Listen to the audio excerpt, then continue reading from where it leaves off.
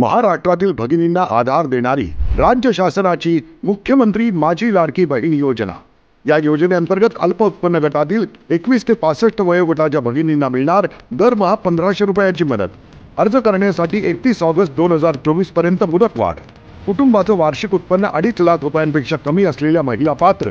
कुटुंबाकडे पिवळं किंवा केशरी रेशन कार्ड असल्यास उत्पन्नाचा दाखला आवश्यक नाही। पांढरं रेशन कार्ड असेल किंवा रेशन कार्ड नसेल तर कुटुंबाचं वार्षिक उत्पन्न 2.5 लाखांपेक्षा कमी असल्याचा दाखला आवश्यक। योजनेसाठीचा ऑनलाईन अर्ज नारी शक्ती दूत ॲपवरून किंवा पोर्टलवर भरता येईल। ज्या भगिनींना ऑनलाईन अर्ज भरता येत नसेल त्यांच्यासाठी अंगणवाडी, ग्रामपंचायत, वॉर्ड ऑफिस, सेतू सुविधा केंद्रामध्ये किंवा आशाताई बचत गटाच्या CRP यांची मदत उपलब्ध। आता आपल्याला अभिमानाने म्हणता येईल, सुखी आणि सुरक्षित आहे माझी लाडकी बहीण।